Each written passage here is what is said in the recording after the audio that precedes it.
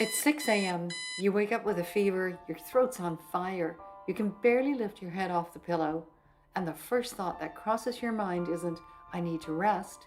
It's, can I afford to miss work today? If you've ever had that thought, you're not alone.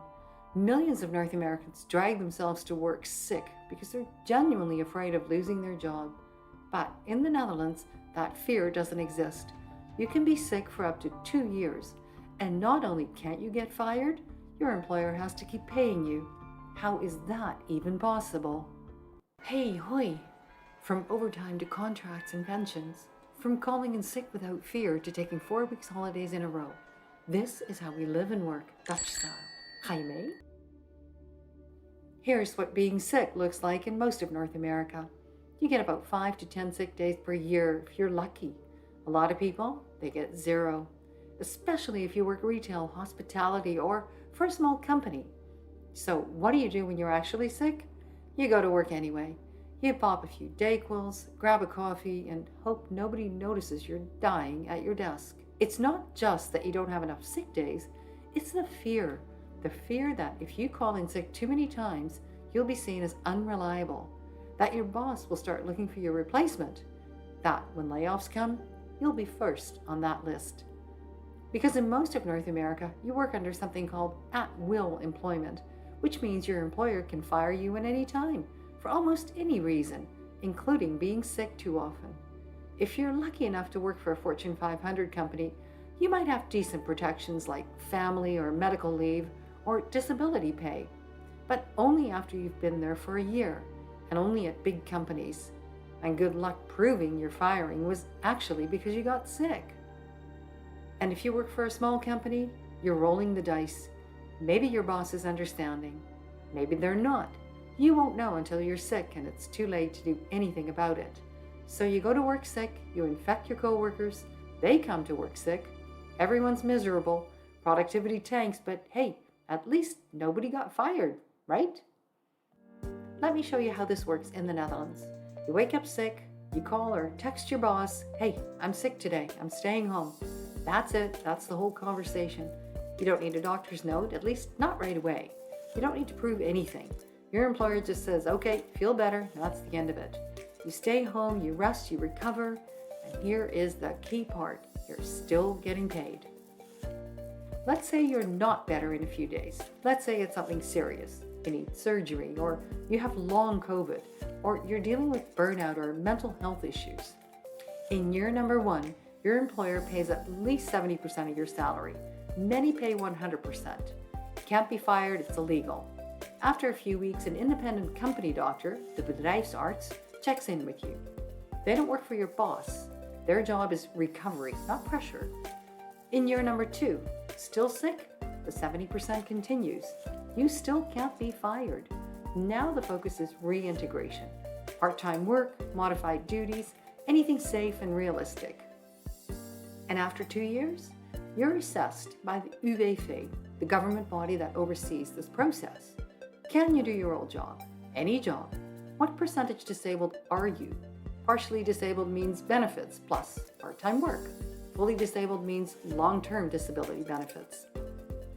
And here's the key point again. Being sick, even for 2 years, doesn't automatically cost you your job. Your employer still needs government permission to fire you and must prove they tried everything to help you return to work.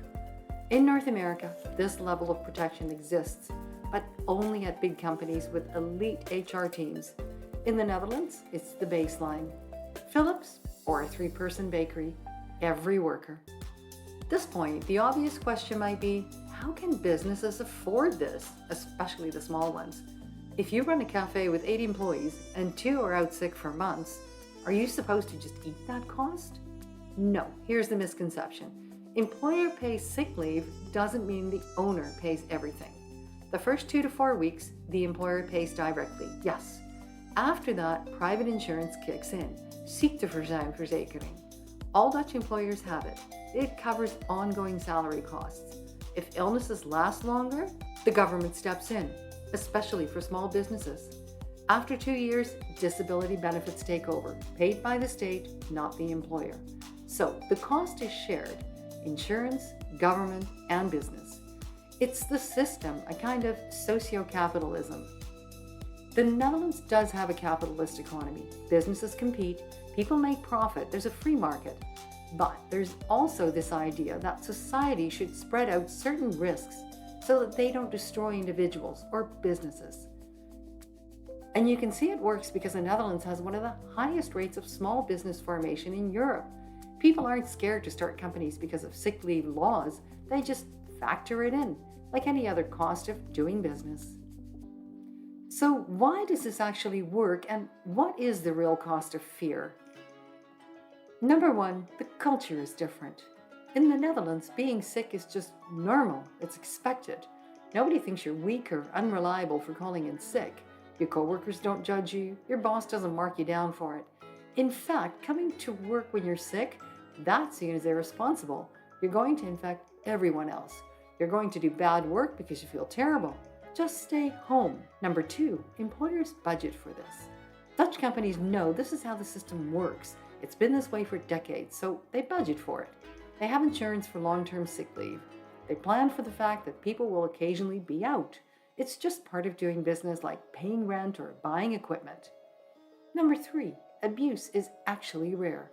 You'd think with a system like this, everyone would be faking sick days constantly, but they don't. You know why? Because being sick sucks. Almost no one wants to sit at home pretending to be sick when they could be out living their life. Plus, if you're sick long term, the company doctor is checking on you.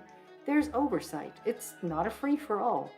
The vast majority of sick leave is short-term, a few days, maybe a week or two. People recover and come back to work. The 2-year protection is for serious situations, not for people with a cold. So let's talk about what living in these different systems actually does to people. When you're afraid of losing your job, you don't just stay quiet when you're sick. You stay quiet about everything. Bad decision from your boss? You don't push back. Something unethical happening? Keep your head down. Great idea? Maybe you mention it, but you won't fight for it. In the Netherlands, when you can't just be fired on a whim, you can actually disagree. You can point out problems, you can take risks. We all know that job insecurity causes stress, and stress makes you sick.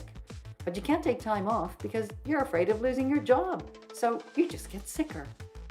76% of American workers report burnout, 3/4. And Americans pop more anti-anxiety pills than almost any other country on earth. Job insecurity? Massive driver. Dutch workers rank near the top globally for work-life balance and low stress because of the direct result of labor laws that limit employer power. Despite working about 20 to 25% fewer hours than North Americans, Dutch workers are more productive per hour, a paradox that helps explain why the Netherlands ranks 5th globally for competitiveness. Turns out, when people aren't constantly terrified, when they actually recover, when they trust their employer, they work better. They're more creative. They actually care. So what we're really comparing isn't just sick leave policies. We're comparing two philosophies. One says workers are replaceable, keep them afraid, extract maximum value. The other says workers are people, protect them, and they'll build something better. If North America is so committed to capitalism, to the bottom line, to pure economic efficiency, then here's the irony. The Dutch system is actually the smarter business model. Because the real cost of replacing a worker, recruiting, hiring, training, the months of lower productivity while they get up to speed, the institutional knowledge you lose, the mistakes the new person makes, the toll on the remaining employees who have to pick up the slack. North American companies treat this like it's free. Fire someone, hire someone, repeat. Those costs are real, but they're hidden, spread across departments, absorbed into overhead, never properly measured. The Dutch system forces you to measure it, to invest in keeping people. And surprise, it's cheaper, more productive, more stable. However, you can't build a system like this on goodwill. You need laws, strong ones, and a political culture that doesn't tear them down every time a new party takes power. In the Netherlands, worker protections aren't a partisan issue. In North America, they're on the chopping block every election cycle. If capitalism is about efficiency and democracy is about protecting people, why does North America keep choosing the system that does neither?